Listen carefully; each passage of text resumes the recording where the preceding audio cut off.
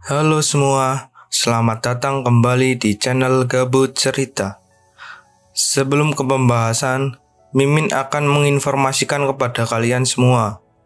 Di part sebelumnya, Mimin memanggil MC kita dengan nama Lin Fang. Untuk kedepannya, Mimin akan memanggil MC kita dengan nama Lin Fan. Oke, kita akan sedikit mereview di part yang sebelumnya. Di part sebelumnya, Lin Fan yang akan beranjak pergi dari ruangan itu dicegat oleh pengawal atau bodyguard Zhang Kuang dan dipaksa untuk memakan kotoran Zhang Kuang. Lin Fan di situ sebenarnya sangat ingin mengamuk, tetapi tidak jadi karena menurut Lin Fan mereka hanyalah seekor semut. Oke, sekarang kita akan lanjut ke ceritanya. Sebelum itu, siapkan kopi dan udut agar santuy. Kita intro dulu guys.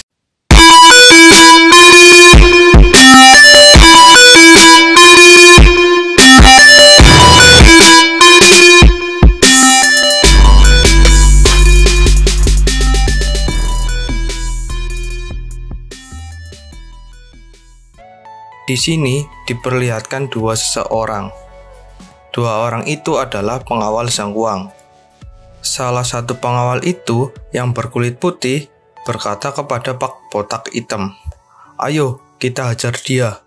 Lalu Pak Botak Hitam itu berkata kepada Lin Fan, "Bocah, kau berlagak kuat di depanku," dengan memegang pundak Lin Fan. Lalu berkata lagi kepada Lin Fan, "Kusarankan kau bersujud dengan patuh." Lin Fan yang mendengar perkataan Pak Botak Hitam itu lalu berkata, "Kau mau mati?" dengan tatapan yang sangat mengerikan, bagaikan pemangsa yang akan memangsa buruannya. Pak Botak Hitam itu yang melihat tatapan yang sangat mengerikan dari Lin Fan, lalu berkeringat dingin. Tidak hanya Pak Botak Hitam itu, Zhang Kuang dan Lin Qian yang melihatnya juga sangat terkejut karena tatapan Lin Fan yang sangat-sangat mengerikan. Lalu Lin Qian bergumam di dalam hatinya, "Bagaimana aku bisa takut kepada tatapan orang yang tidak berguna seperti dia?" Lalu berkata kepada Zhang Kuang, "Sayang, coba lihat gayanya itu," sambil menunjuk Lin Fan. Zhang Kuang yang mendengar kata-kata Lin Qian pun terprovokasi dan beranjak berdiri dari tempat duduknya. Lalu berkata kepada Lin Fan, "Bocah, biar ku perjelas di sini," sambil berjalan menuju Lin Fan. Tetapi saat sedang berjalan ke arah Lin Fan, Zhang Kuang tersandung oleh kakinya sendiri dan akhirnya terjatuh. Tanpa disengaja, kotoran padat itu yang tadinya akan diberikan kepada Lin Fan untuk dimakan, akhirnya terlepas dari genggaman tangan Zhang Kuang dan terhempas ke udara. Namun, sialnya kotoran itu terhempas menuju ke arah Lin Qian. Lin Qian pun tidak dapat menghindarinya. Lalu, kotoran itu pun langsung melesat masuk ke dalam mulutnya. Seketika, mukanya pun langsung pucat dan lututnya pun bergetar hingga akhirnya terjatuh ke lantai. Lalu berteriak dengan kesal, "Menjijikan! Sial! Sialan!" Lalu di sini scene tiba-tiba berpindah di luar hotel itu. Dari dalam hotel itu terdengar suara, "Lin Fan, urusan kita belum selesai." Lin Fan yang mendengar suara itu hanya berjalan dengan santai, lalu bergumam di dalam hatinya, "Lin Qian, aku dan kau memiliki takdir. Jadi biarlah begitu. Kalau Zhang Kuang, bodoh amat dengan dia. Bagaimanapun prioritas utamaku sekarang adalah berkultivasi secepat mungkin dan menghasilkan uang untuk membanggakan orang tuaku. Di dunia ini, cuma orang kuat yang bisa melakukan apapun. Tak terkecuali di negara Konoha ya guys, di mana yang mempunyai kekuatan bisa melakukan apapun seenak jidat." Di sini, Lin Fan bertekad akan melampaui kehidupan sebelumnya dan berdiri di atas seluruh alam semesta. Lin Fan tiba-tiba mengingat kehidupan sebelumnya. Di kehidupan sebelumnya, penyesalan terbesar Lin Fan adalah melihat adiknya meninggal di depan matanya. Adiknya meninggal karena mempunyai penyakit TBC. Setelah mengingat kejadian itu, Lalu Lin Fan pun bergegas ke sebuah toko obat untuk mencarikan obat untuk adiknya. Lalu di sini penjaga toko obat yang melihat kedatangan pelanggan lalu menanyakan apa yang dibutuhkan kepada Lin Fan. Lin Fan pun menjawab bahwa ia sedang mencari Fallopeia multiflora yang berkualitas. Penjaga obat pun langsung bergegas untuk mengambil obat yang dibutuhkan oleh Lin Fan dan meminta Lin Fan untuk menunggunya. Lin Fan yang sedang menunggu penjaga toko itu lalu bergumam di dalam hatinya. Bagi Lin Fan, semua penyakit manusia ada di genggaman tangannya. Namun, sekarang Lin Fan hanya membutuhkan Fallopeia multiflora untuk mengobati adiknya.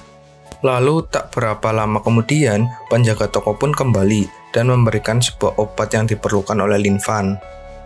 Lalu, setelah Lin Fan mendapatkan obatnya, Lin Fan langsung membayarnya.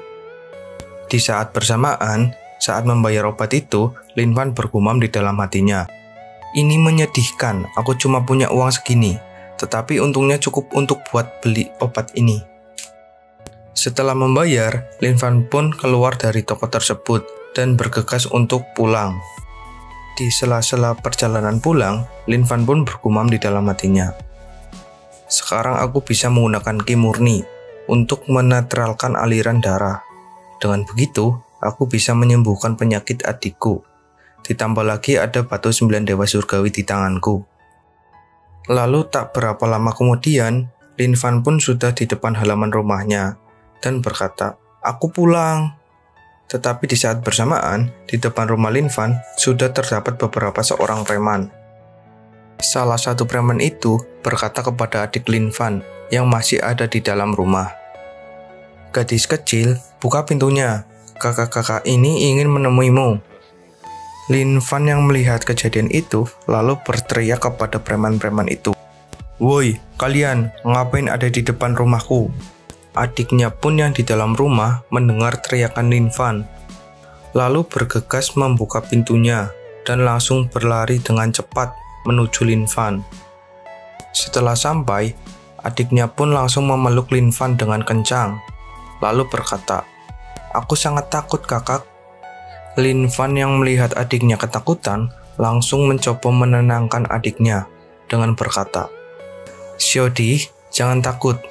Ada kakak di sini." Ternyata adik Lin Fan bernama Xiaodi.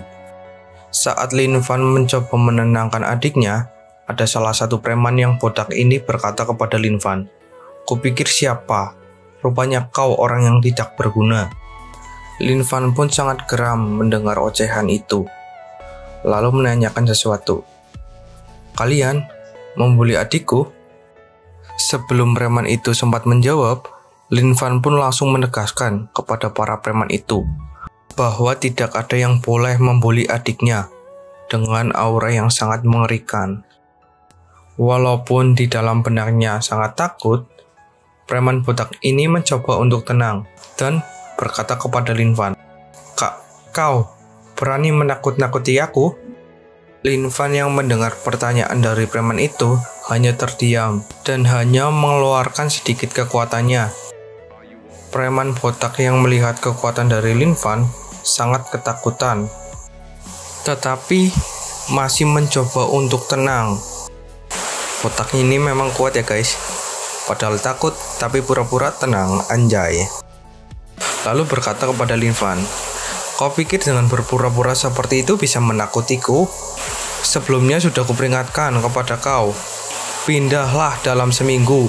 Jika tidak, jangan salahkan tindakanku. Sepertinya kau tidak menganggap serius perkataanku." Lin Fan yang mendengar perkataan dari preman botak itu, lalu tiba-tiba mengingat sesuatu. Di kehidupan sebelumnya, aku mengingat bahwa rumah ini adalah ruang pernikahan orang tuaku. Dan sekarang agen real estate keluarga Zhangguang ingin beroperasi di sini. Tetapi aku menolaknya. Akibat penolakanku yang tidak ingin pindah dari sini, mereka menyewa preman untuk membuat keributan di sini dan menggusurku secara paksa dengan kompensasi rendah. Lin Fan yang mengingat kejadian itu sangat kesal. Akibat kekesalannya, kekuatannya pun keluar, menyelimuti seluruh tubuhnya. Lalu Lin Fan pun berjalan menuju preman itu dan berkata di dalam hatinya, "Dasar kelompok binatang, sebelum kalian melakukan itu."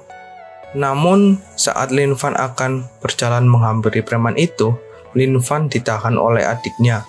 Adiknya sangat khawatir kepada Lin Fan, lalu berkata, "Kakak, lupakan saja, kita tidak boleh melawan mereka." Lin Fan pun hanya tersenyum manis melihat adiknya yang khawatir kepadanya, lalu mencoba menenangkan adiknya.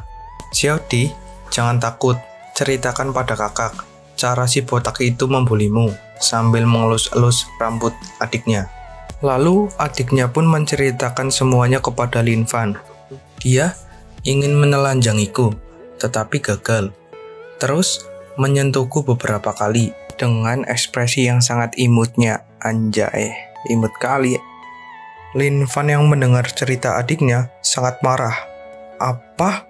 Menelanjangimu? Menyentuhmu? Oh, jadi begitu." Lalu Lin Fan pun melesat cepat mendekati preman botak itu. Setelah tepat di depan preman botak itu, lalu tangan Lin Fan mencengkeram mukanya dan lalu membantingnya ke tanah dengan keras. Lalu berkata, "Menyentuh adikku, beraninya kau." Di saat bersamaan, kaki Lin Fan pun menginjak tangan preman botak itu dengan keras, sampai tulangnya pun patah. Tidak sampai di situ, Lin Fan pun langsung mencekik dan mengangkatnya. Preman botak itu yang sudah kena mental, lalu berkata kepada Lin Fan, Jangan, aku tidak melakukannya." "Apa kau bilang? Sepertinya kamu tidak mau jujur. Apa perlu ku hancurkan rahangmu dulu biar kamu bisa menjawab jujur?" Preman botak itu yang mendengar perkataan dari Lin Fan sangat takut dan langsung bersujud kepada Lin Fan agar dapat diampuni dan dapat dilepaskan. Tidak hanya preman botak itu yang ketakutan, dua kroco temannya pun ikut ketakutan. Lin Fan yang melihat para kroco itu ketakutan hanya menatapnya dengan hina dan berkata, "Nyahlah, jangan sampai aku melihat wajahmu di sini lagi." Lalu seketika para kroco itu pun langsung bergegas pergi untuk meninggalkan halaman rumah Lin Fan. Oke, sementara videonya sampai di sini dulu. Jika senang dengan video ini, tolong like, subscribe, dan jangan lupa aktifkan tanda notifikasi loncengnya agar dapat notifikasi video terbaru dari Mimin. Dan bantu share video ini sebanyak-banyaknya kepada teman-teman kalian. Jika kalian tidak suka dengan manhwa ini, silahkan tulis manhwa yang sekiranya bagus di kolom komentar. Nanti Mimin akan mencarinya. Jika menurut Mimin bagus, Mimin akan membawakan ceritanya.